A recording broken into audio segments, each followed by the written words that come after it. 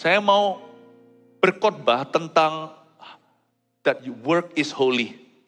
Nah, pekerjaan itu suci. Bukan hanya jadi pendeta atau misionaris, tapi jadi apa saja. Bahwa kita hidup di dalam hidup kita yang sementara di dunia ini, kita diberi amanah, yaitu bekerja. Pensiun pun boleh, tapi tidak boleh berhenti berfungsi dan berbuah. Kita semua harus menemukan sebuah kesibukan. Karena dalam kesibukan itu Tuhan mencurahkan berkat-berkatnya. Yang sudah berusia jangan pikun ya, tetap harus aktif.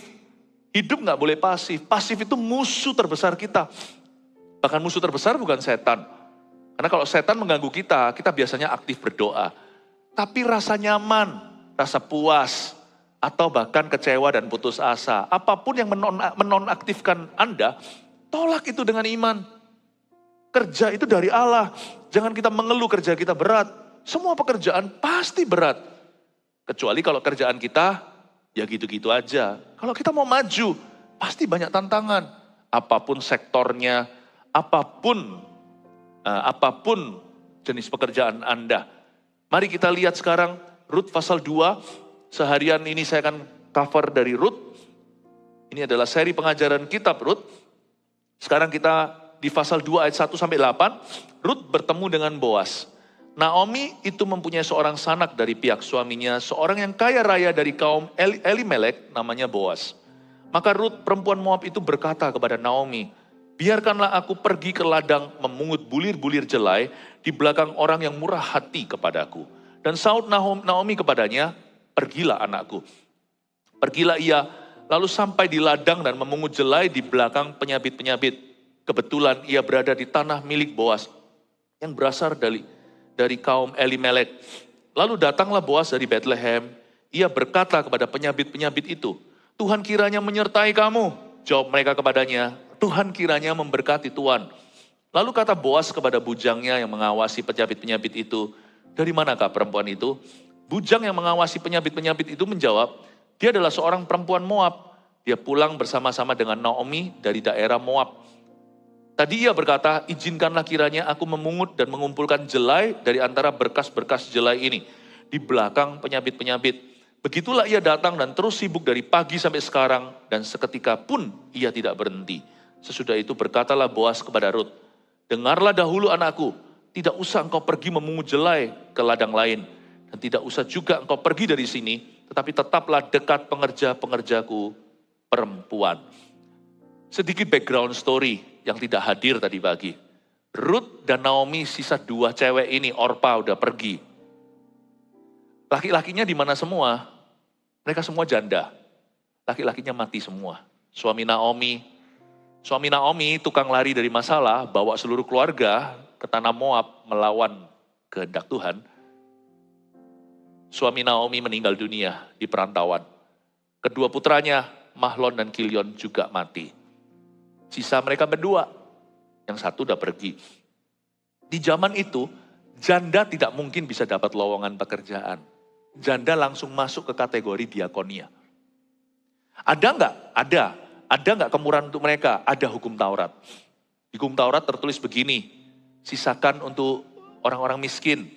Kalau lagi mereka tuan-tuan tanah itu, juragan sawah, zaman dulu kan agrikultur adalah bidang utama. Kalau mereka itu menuai gandum, nggak boleh sampai bersih, buah itu harus disisakan beberapa di pohonnya. Tapi nggak semua bangsa Israel taat sih. Banyak orang itu uang kecil pun perhitungan, padahal mereka itu kelimpahan. Belajar belas kasihan sama orang-orang lemah. Belajar nggak usah ambil kembalian, bulatkan. Bulatkan, jangan bulatkan ke bawah, nanti mereka nombok dari gaji mereka. Bulatkan ke atas. Cara hidup bangsa pilihan, tapi nggak semuanya nurut. Jadi bangsa Israel kenapa mengalami kelaparan segalanya? Karena mereka itu picik, karena mereka itu kikir, mereka itu pelit. Ya, karena itu janda semakin susah hidupnya, janda yatim piatu. Sering di Alkitab dicatat, janda berseru pada Elisa misalnya, tolong anakku mau diambil penagih hutang. Susah. Kalau ada keluarga yang tidak mau murah hati, mereka kehilangan satu potensi sawah. Yang mereka bisa ambil sesuatu dalam kemurahan.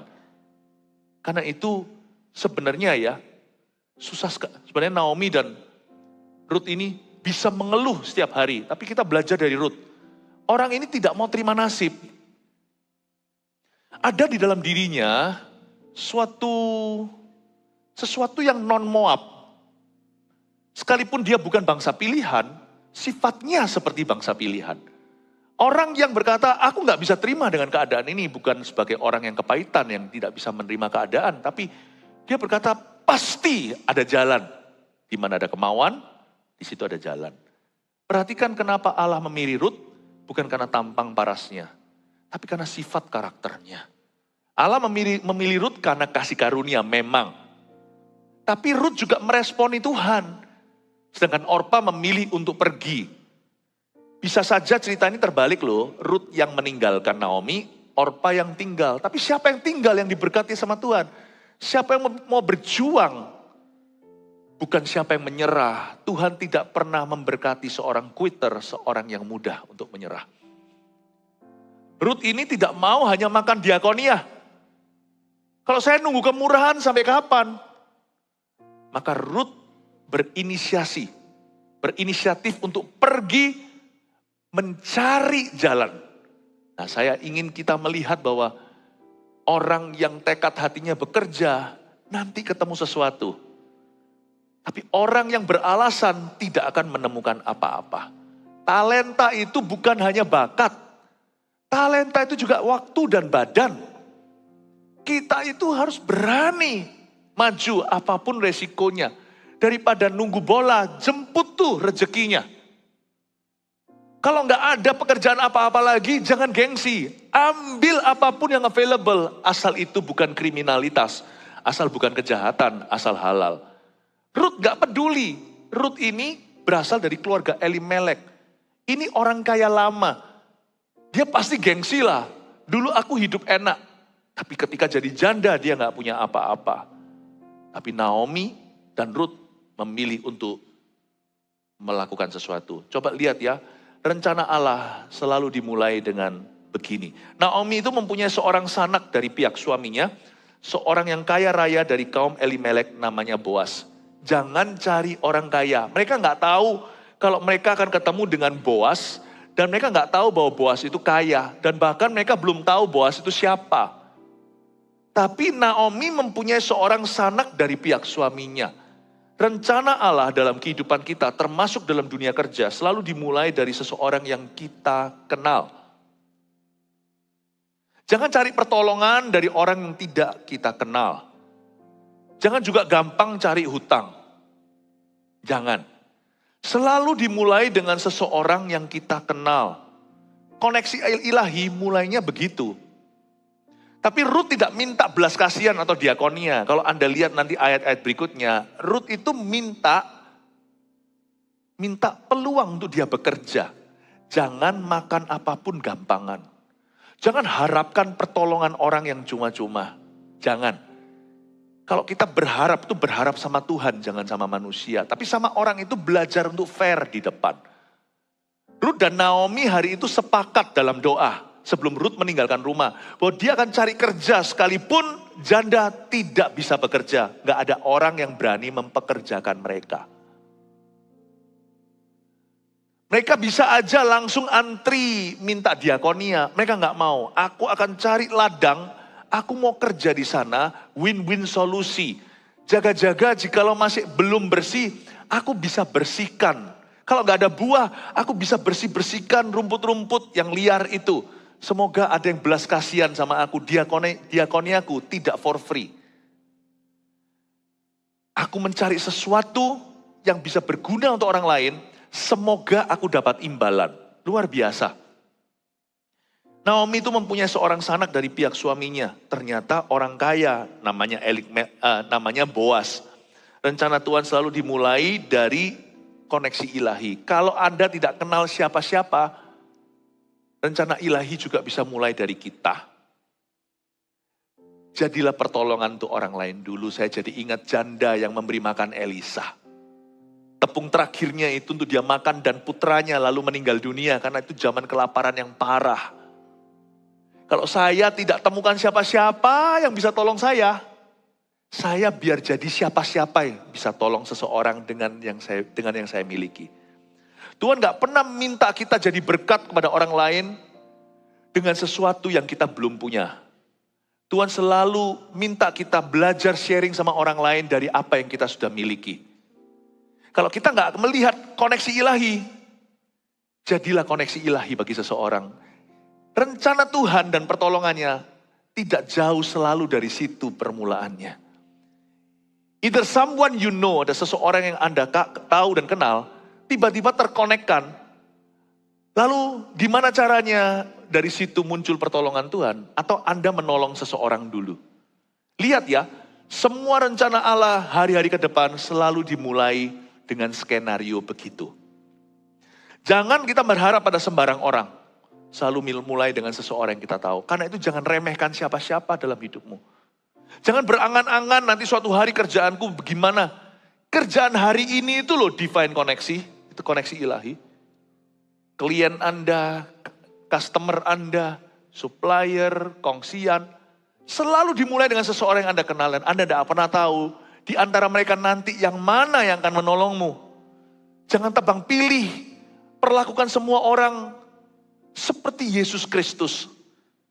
Apapun yang kau lakukan untuk aku, kata Tuhan. Naomi mempunyai seorang sanak dari pihak suaminya. Di ayat 1 masih belum bertemu mereka. Semua masih misteri. Tapi hari itu niat hati kedua wanita janda ini adalah aku mau keluar, bekerja dan berguna bagi seseorang. Ayat 2, maka Rut perempuan Moab itu berkata kepada Naomi, biarkanlah aku pergi ke ladang memungut bulir-bulir jelai di belakang orang yang murah hati kepadaku. Rut bilang gini, Mama, boleh gak aku keluar sana antri diakonia? Tidak. Rut berkata, Mama, biarkan aku pergi ke ladang memungut bulir-bulir jelai. Pokoknya kerja dulu. Pokoknya kerja dulu. Kerjakan apa yang tangan Anda temukan untuk dikerjakan. Pokoknya kerja dulu.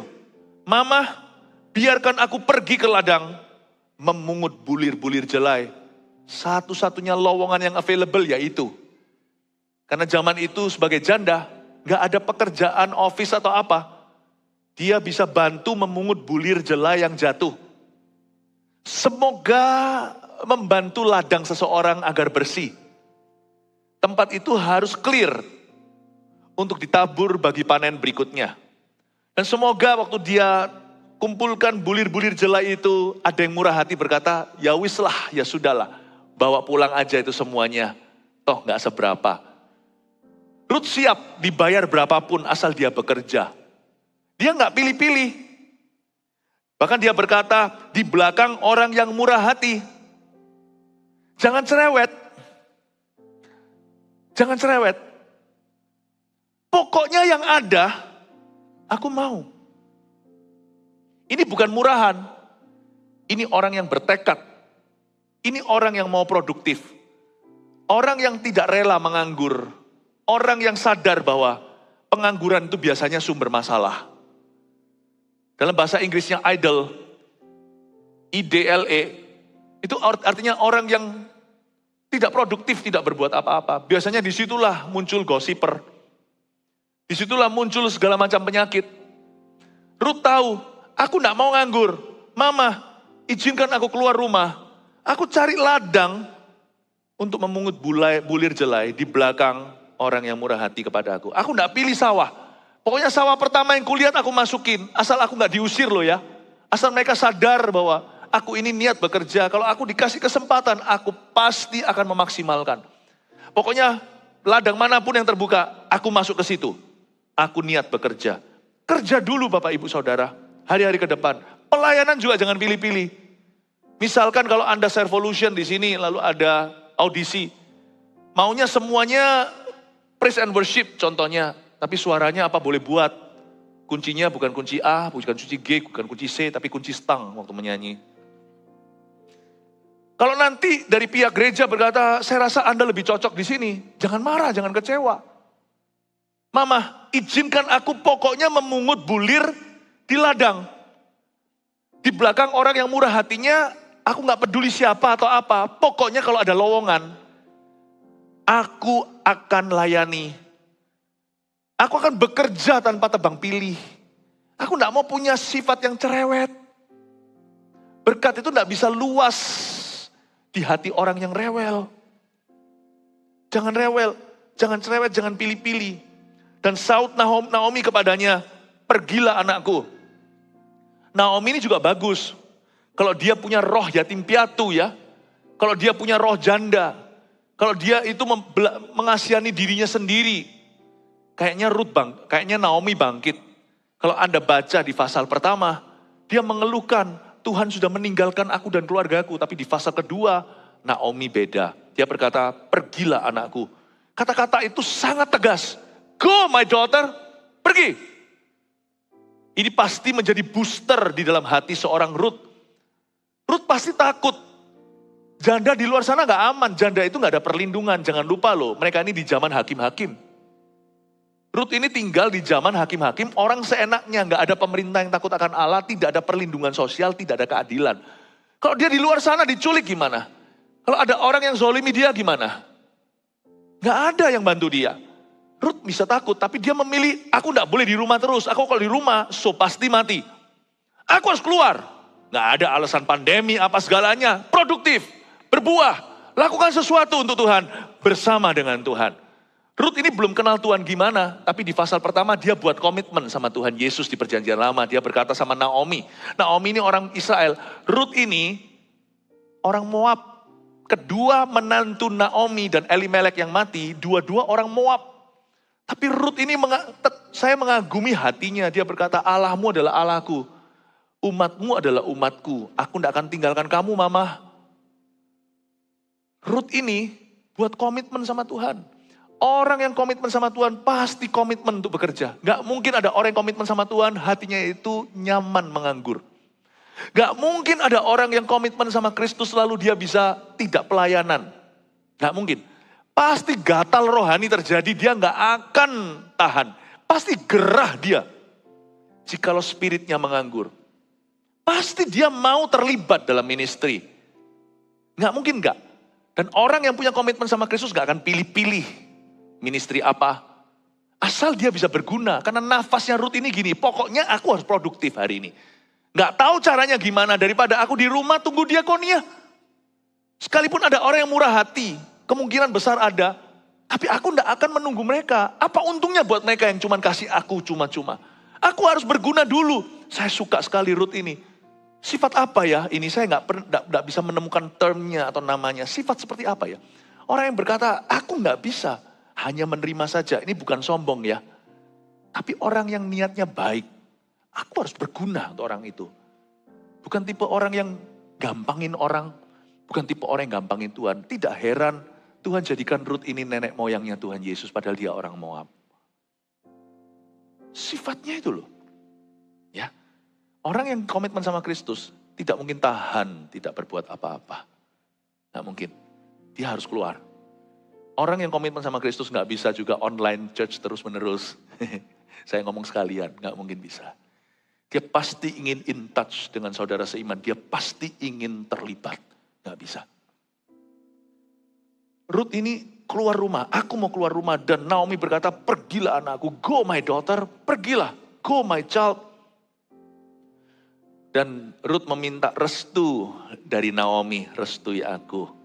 Minta restu keluarga. Sekalipun yang kerja papa, jikalau Anda yang kerja sendirian, istri ibu rumah tangga, jangan lupa ya, dunia pekerjaan Anda itu harus bersama dengan keluarga. Sekalipun ke kantor sendiri, minta restu, bangun mesbah keluarga. Perlu setiap hari sebelum kita ke kantor itu ada satu kalimat di hati kita. Pergilah papa, kami mendukungmu. Pergilah suami, mendukungmu. Istri juga sama, minta restu. Jangan kerja sendiri-sendiri, pekerjaan tidak boleh membuat kita jauh dari family. Pekerjaan justru menjadikan kita lebih erat dan lebih dekat. Saya sebagai pengkhotbah juga, sebelum saya berkhotbah KKR atau hari Minggu gini, anak saya berebut untuk doakan saya loh. Meskipun dua anak kami itu sekolah di luar negeri, selalu berebut, mau doain dulu daddy. Sudah biasa. Saya berkhotbah aja sebagai pendeta, saya butuh restu daripada keluarga saya. Mintalah restu keluargamu. Enggak berarti setiap kali sebelum ke office sungguhan secara harafiah minta didoakan, ya enggak. Tapi belajar untuk cerita pulang ke rumah, cerita tentang dunia kerjanya. Waktu saya baca pasal-pasal berikutnya, ayat-ayat berikutnya. Ruth ini pulang ke rumah cerita apa-apa sama Naomi, karena mereka itu tinggal 2 batang kara. Enggak sebatang kara, Ruth masih ada Naomi, Naomi masih ada Ruth. Keluarga itu enggak banyak loh, jangan disia-sia. Siapa sih punya anak seperti peternakan? Mau punya anak 7 pun kalau sama papa mama cuma 9. Keluarga itu terbatas. Jadi jangan sia-siakan. Keluarga itu diciptakan Tuhan sebagai dukungan moral dan dukungan spiritual dalam kehidupan pekerjaan atau kehidupan profesimu. Libatkan keluargamu. Pulang itu cerita, bapak ibu cerita sama keluarganya seperlunya. Ya, sama suami istri tentunya lebih terbuka, sama anak-anak ceritakan juga. Supaya anak-anak terbeban sama pekerjaan ayah ibunya. Gak tentu nanti anak-anak itu melanjutkan profesi Anda. Gak tentu, tapi mereka perlu tahu. Papanya kerja apa, segalanya jadilah ayah yang bercerita. Pulang ke rumah itu ceritakan. Belajar dari Ruth dan Naomi. Mereka itu bersahabat karena mereka tinggal 2 batang kara. Tapi sekalipun saya katakan tadi anak Anda 5. Anda cuma 7 orang sama papa mama. Enggak banyak, itu cuma 5 roti 2 ikan. Kita semua itu sebatang kara, 2 batang kara, atau 7 batang kara, atau bahkan 9 batang kara. Keluarga itu langka. Pastikan dia jadi mesbah. Mesbah keluarga itu bukan hanya kumpul, keliling lalu doa seminggu sekali atau setiap hari. Mesbah keluarga itu dimulai dengan komunikasi dulu. Ada komunikasi, ada beban doa. Dan keluarga yang berdoa biasanya juga lebih komunikasi. Belajar komunikasikan. Siapa tahu nanti ada anak yang terbeban untuk melanjutkan. Agak telat nanti jika anak-anak sudah dewasa lalu tiba-tiba dikasih pekerjaan Anda untuk dilanjutkan. Disitulah terjadi pertentangan antar generasi. Disitu yang disebut dengan generation gap. Komunikasi itu sejak dini. Belajar dari Ruth dan Naomi. Ruth dan Naomi membuat kesepakatan sebelum Ruth yang pergi keluar. Naomi gak mungkin lah, dia terlalu tua. Masa dia memungut bulir jelai di tengah-tengah terik matahari di sawah orang, nggak mungkin lah ya. Ruth yang pergi berjuang, tapi sebenarnya waktu Ruth pergi ke ladang, Ruth nggak sendirian, Ruth pergi sama mamanya. Perlu sekali setiap orang bekerja, nggak hanya yang laki-laki. Zaman sekarang kan ada juga double income, istri juga seorang profesional. Papa dan mama kerja sama-sama punya profesi untuk menyambung kehidupan. Penting sekali waktu kita pergi ke kerja itu merasa the whole family is with me. Seluruh keluarga bersama dengan aku. Penting itu. Penting itu. Jadi jangan pernah merasa sendiri. Jangan punya mentalitas individualistis. Seperti ini. Oh, kerja aku. Pokoknya yang penting aku menghasilkan uang. Jangan. Jadikan pekerjaan itu sebuah ruang kebersamaan. Sekalipun yang ke kantor cuman Anda sendirian. Atau suami istri kantornya beda. You need to go to the office every day. Setiap hari kita butuh pergi ke pekerjaan kita. Ke kantor kita. Merasa the whole family, seluruh keluarga bersama dengan saya. Go my child. Pergilah anakku. Support ini juga akan membuka tingkap sorga. Sadari Anda. Penyertaan Tuhan itu termasuk tergantung dengan restu dari keluarga. Mari kita lestarikan ini. Pekerjaan kita adalah urusan seluruh keluarga kita. Mereka perlu tahu sepatutnya. Pulang cerita, doa bersama-sama. Biasanya enggak, orang tua itu kalau sudah ada masalah dalam kerja, anak tak tahu menau hanya terima getahnya. Pulang kita bete. Kita bad mood, lalu marah-marah. Bahkan anak dipukul, kekerasan dalam rumah tangga. Gak fair kan? Mereka gak pernah diceritai, tapi cuma dibagikan stresnya. Siapa tahu, tali 3 lembar susah diputuskan. Siapa tahu kalau ada cerita, waktu berdoa terjadi mujizat Allah. Tapi kan mereka gak tahu apa-apa, Pastor Philip. Nah harus tahu apa-apa. Nah harus. Mentalitas itu harus pergi, harus dipatahkan. Keluargaku kan enggak tahu pekerjaanku. Mereka enggak tahu pekerjaan Anda, tapi mereka mengenal Anda. Mereka mengenal Anda. Amin Bapak Ibu Saudara. Kenalilah bahwa panggilan pekerjaan Anda itu adalah panggilan keluargamu. Kalau enggak nanti harta yang didapat juga mereka nggak ngerti. Disitulah muncul anak-anak manja atau anak-anak rusak. Kebetulan papanya berhasil, anak kadang-kadang cuma dapat getahnya. Tapi kadang-kadang anak cuma dapat kayanya. Nah itu juga nggak baik. Mereka nggak ngerti perjuangan ayah ibunya. Makanya itulah yang kita lihat di banyak keluarga yang musibah. Papa mamanya kerja sungguh-sungguh, anaknya tinggal foya-foya atau masuk dalam masalah, bahkan kena jerat hukum. Jangan. Mari kita tangkap dulu lewat pesan Tuhan hari ini bahwa your work is your family's calling. Pekerjaan Anda adalah panggilan keluarga Anda. Makanya kalau dalam pekerjaan saya mau korupsi misalnya nih, saya nggak boleh. Nggak boleh. Karena saya mempertaruhkan seluruh keluarga saya. Nggak boleh. Nggak boleh kita halalkan segala cara. Sebab uang bukanlah target utama kita dalam bekerja. Target kita utama dalam bekerja adalah menyenangkan hati Tuhan bersama dengan keluarga. Uang itu imbalan, bonusnya itu pun harus Anda kelola bersama dengan keluarga. Jadi kalau kita mau berbuat salah di kantor kita atau di pekerjaan kita, remember your family. Ingatlah keluargamu. Amin Bapak Ibu Saudara. Ini sebuah konsep yang menurut saya baru. Karena banyak orang selama ini mitos-mitosnya tadi itu saya sebutkan. Semoga semuanya dipatahkan. Disitulah biang kerok masalah. Padahal pekerjaan itu berkat, malah jadi kutukan. Pergilah ia, ayat 3, lalu sampai di ladang dan memungut jelai di belakang penyapit-penyapit. Akhirnya Rut pergi. Secara fisik dia pergi sendiri. Tapi sebenarnya Naomi juga pergi bersama dengan dia dalam spirit, dalam doa. Kebetulan ia berada di tanah milik Boas yang berasal dari kaum Elimelek. Di dalam bahasa Ibraninya kata kebetulan di sini itu adalah hap, bahasa Inggrisnya hap. Kalau kita bilang happen, kejadian, H-A-P-P-E-N, happen. Ini kat tengahnya, hap. Jesus is still the God of haps. Yesus tetap adalah Allahnya semua kebetulan dalam kehidupan kita. Orang yang keluar rumah malah ngalami banyak kebetulan yang indah. Orang yang meringkuk terima nasib dan beralasan malah gak dapat apa-apa. Talenta itu kalau disembunyi di bawah tanah gak ada kejadian. Tetapi kalau talenta itu kita kembangkan banyak kebetulan. Loh kok begini ya? Bisa ketemu itu, ketemu ini, terbuka peluang baru. Aneh ya. Dan anehnya the God of Hap atau Allah kebetulan ini tidak muncul langsung di episode ke-1. Kalau Anda baca ayat 3, pergilah ia lalu sampai di ladang dan memungut jelai di belakang penyapit-penyapit ayat 3a. Berarti Rut sudah halfway, sudah setengah jalan alias setengah hari memungut jelai. Tengah-tengah hari itu setelah misalkan dia kerja 6 jam, waktu itu baru dia ketemu Boas. Kebetulan dia berada di tanah milik Boas. Bapak Ibu Saudara, janganlah kita itu minta hokinya di depan. Seringkali Tuhan itu ingin lihat dulu tekad hati kita, setengah jalan baru ada banyak kebetulan. Yang namanya mujizat berkat itu menyusul seringkali datangnya.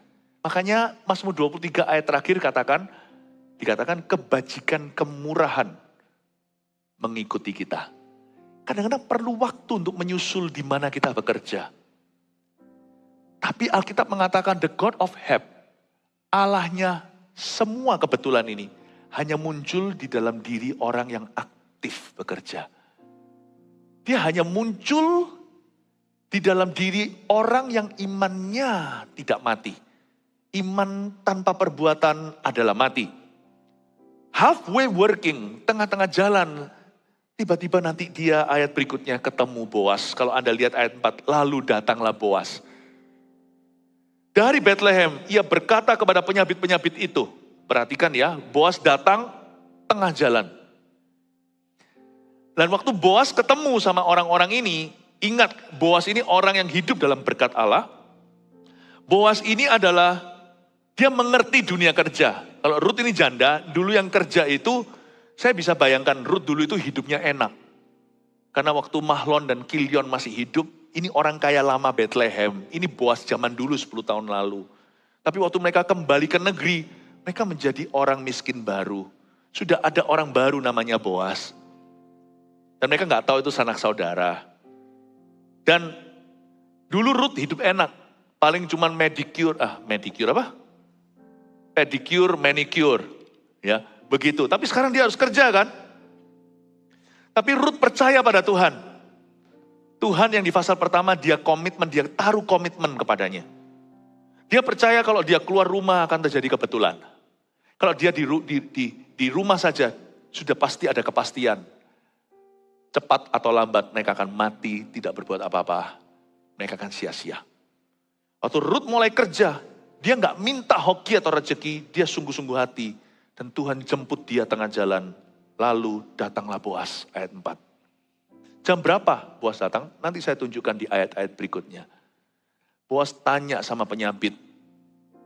Waktu ayat 5. Lalu kata Boas kepada bujangnya, yang mengawasi penyabit itu, dari manakah perempuan itu? Bujang yang mengawasi penyabit itu menjawab, dia adalah seorang perempuan Moab. Dia pulang bersama dengan Naomi dari daerah Moab. Tadi ia berkata, izinkanlah kiranya aku memungut dan mengumpulkan jelai dari antara berkas-berkas jelai ini di belakang penyabit. Begitulah ia datang dan terus sibuk dari pagi sampai sekarang. Dan seketika pun ia tidak berhenti. Saya nggak ngerti di ayat 7b ini, begitulah ia datang dan terus sibuk dari pagi sampai sekarang. Sampai sekarang itu sampai jam berapa? Tapi kalau sampai penyabit-penyabit itu, bujang yang mengawasi penyabit-penyabit itu bisa mengagumi kegigihannya, pasti bukan 1-2 jam. Dia kerja cukup lama tanpa jawaban dari sorga. Dia kerja begitu keras tanpa tinjauan dari Allah. Tanpa kebetulan, tanpa kemujuran. Terus menuai sepanjang hari sampai sekarang. Sampai sekarang sampai jam berapa saya tidak tahu. Tetapi sampai mandor-mandor Boas berkata, ini perempuan gigih luar biasa. Baru dia memperoleh perhatian Boas. Jangan jadi orang itu gampangan. Baru berdoa sebentar, mujizatnya mana lalu kecewa. Baru ketuk pintu, tok, tok, tok. Belum 3 kali lo berdoa. Baru tok sekali. Kita ketok pintu sorga itu sekali kalau ketok pintu di dunia. Tapi sekali ketok pintu sorga itu tak terasa 1 jam doa berlalu. Belum doa sampai 1 jam kali 3. Untuk 1 beban doa itu.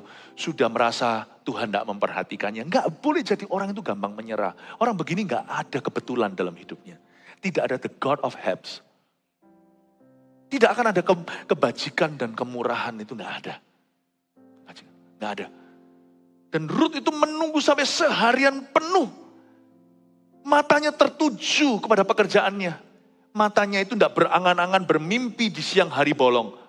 Berangan-angan berfantasi. No, Ruth memfokuskan pandangan matanya kepada apa yang tangannya temukan untuk dikerjakan persis di depan.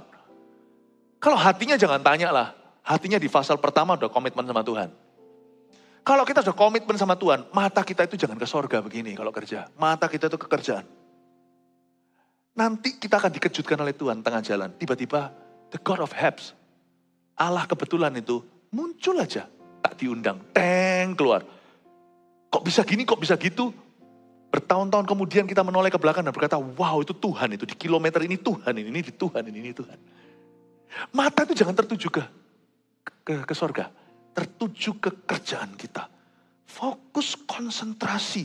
Kalau kita main tenis dalam sebuah turnamen, Wimbledon contohnya apalagi yang begitu, mata peduli amat scoreboardnya. Pokoknya ada bola smash, backhand, kejar.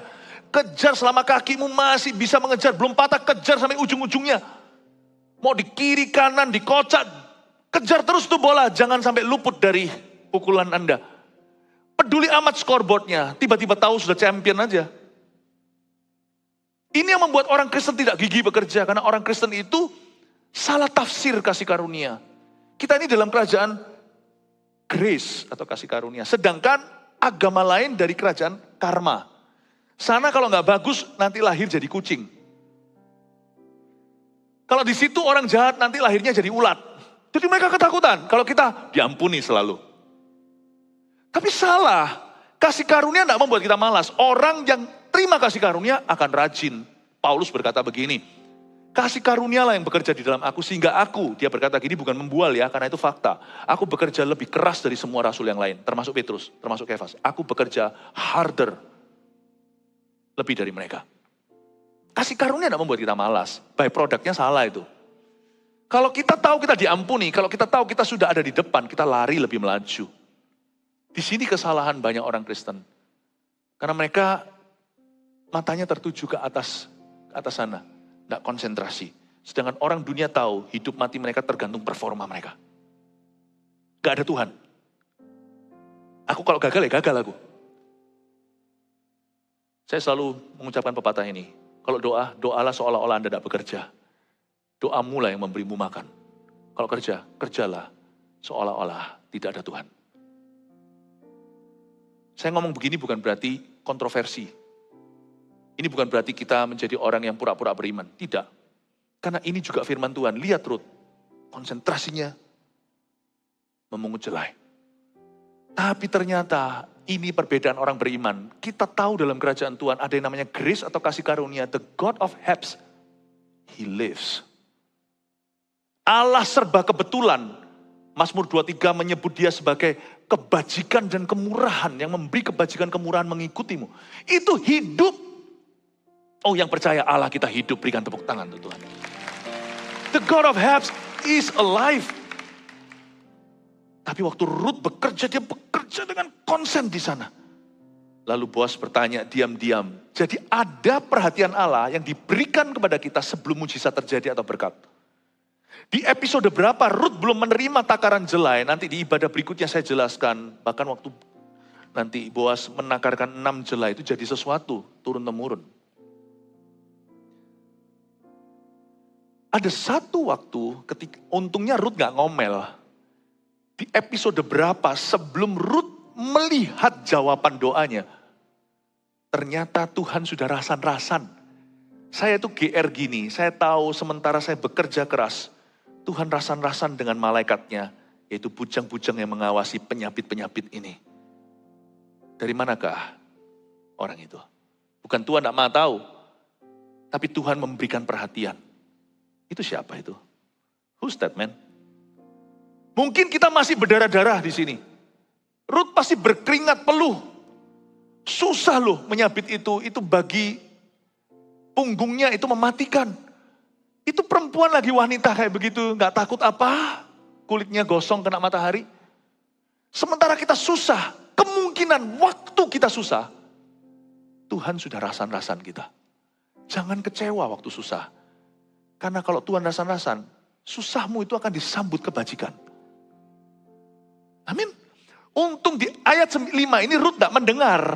Ketika Boas tanya sama bujangnya. Ruth tidak mendengar. Ruth fokus kerja. Dan dia nggak berhenti hingga sekarang, seketika pun ia tidak berhenti. Jangan ekspektasinya berlebihan. Jangan minta diperhatikan, baru saja mulai kita langsung minta diperhatikan oleh Tuhan. Jangan manja secara rohani. Allah kita tahu dan Allah kita tepat waktu.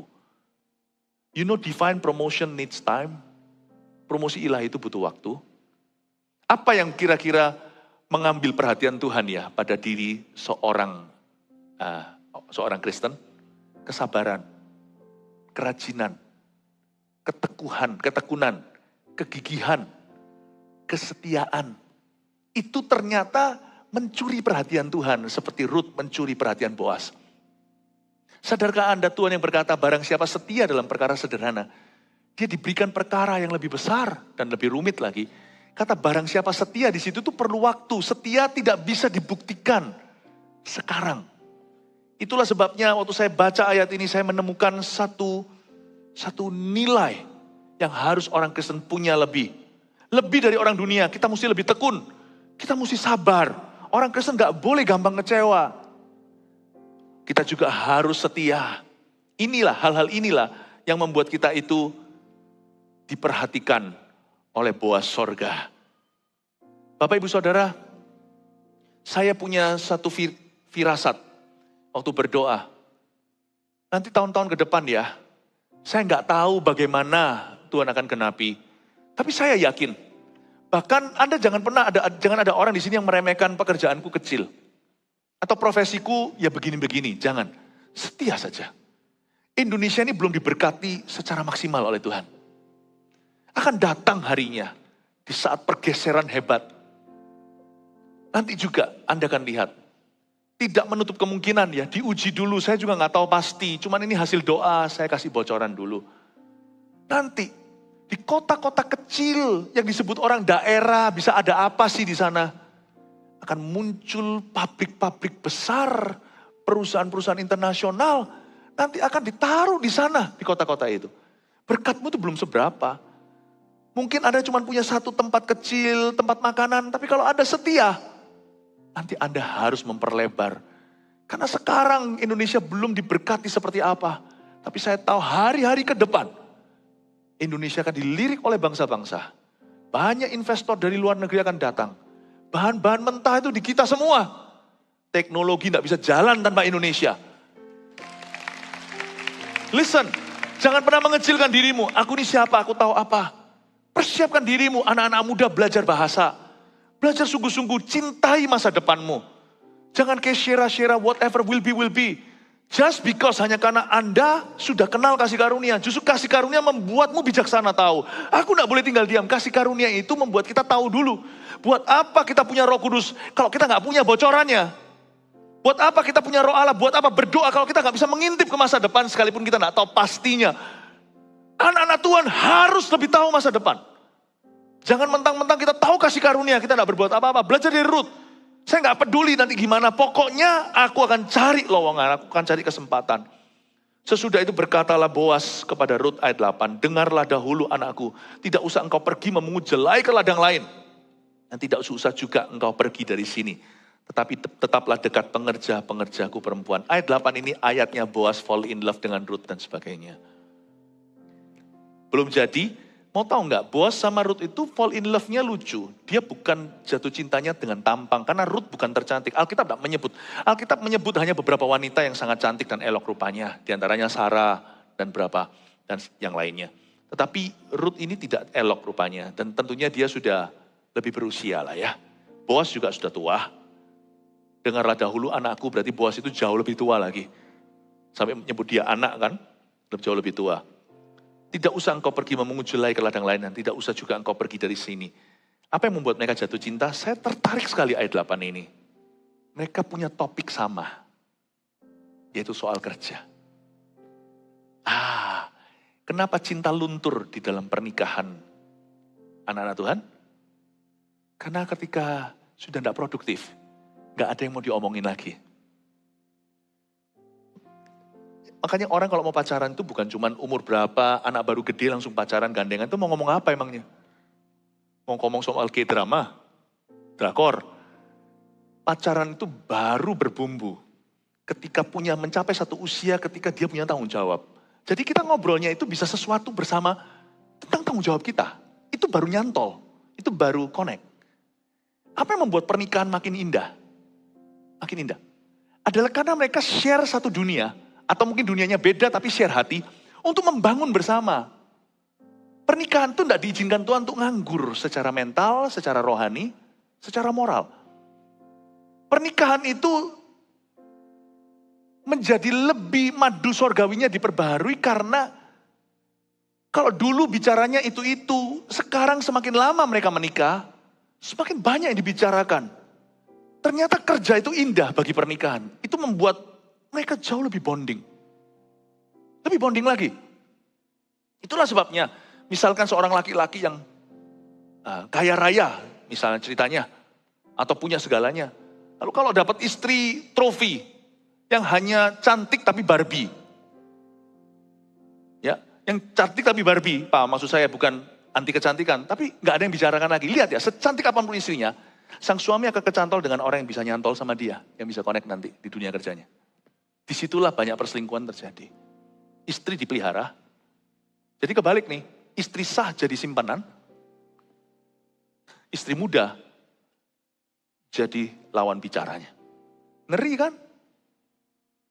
Itulah sebabnya pernikahan itu bukan karena paras saja. Harus ada chemistry-nya. Tetapi karena mereka ada sesuatu yang mereka bincangkan. Sesuatu yang bonding yang mengikat mereka.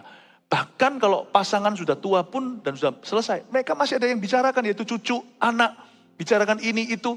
Dan jangan putus pelayanan, karena pelayanan itu membuat satu keluarga itu bisa bangga berkata seperti Yosua, as for me and my house, aku dan keluargaku, we will serve the Lord. Saya paling bangga melihat di jemaat ini kalau papanya CGL, anaknya CGL, tapi papanya CGL di CG umum, di Connect Group atau Cell Group umum, anaknya CGL di AOG, di youth atau teen kita. Oh, itu ada sesuatu yang lebih dari keluarga itu lebih susah untuk dipatahkan. Kalau saya lihat di sini, ayat 8 ini, disinilah Ruth dan Boas ngomong soal kerjaan. Dan mereka ketemu. Luar biasa. Dan akhirnya yang mereka tuai adalah hubungan yang mapan. Saya kasih 3 poin ini lalu selesai.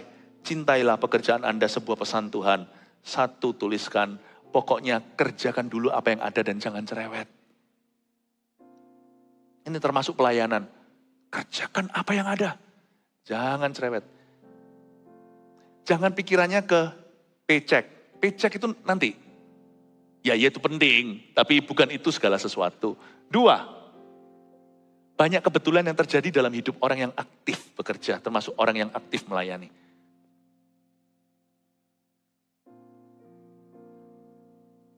3, keluarga yang produktif dan produktif kerja dan pelayanan akan lebih bonding satu dengan yang lainnya. Ini sungguhan.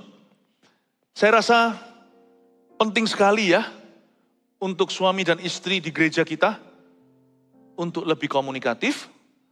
Dan juga kalau Anda punya dunia semakin memisahkan Anda, I think gereja tempat netral yang indah. Temukan pelayanan bersama. Dan itu akan membuat semua ini bersatu. Seperti saya katakan di ibadah 1. Bukan gereja yang membutuhkan pelayanan kita yang membutuhkan pelayanan gereja. Ini penting sekali. Jadi, tulis ini dan jangan lupa di atas semua ini. Oke, di foto juga silakan. Mungkin kalau nggak keburu ya, jangan di foto. Ya, annyeonghaseyo. If you don't do what you love, you can love what you do first. Tidak boleh cerewet. Pokoknya kerjakan apa yang ada di depan, termasuk pelayanan. Jangan pilih-pilih. Kalau Anda tidak bisa lakukan sesuatu yang Anda sukai dulu pekerjaan apapun yang Tuhan sediakan di depanmu. Karena hati yang gembira membawa berkat. Semoga pekerjaan Anda semakin diberkati, lebih daripada paycheck. Semoga keluarga Anda semakin utuh. Haleluya, mari kita semua bangkit berdiri.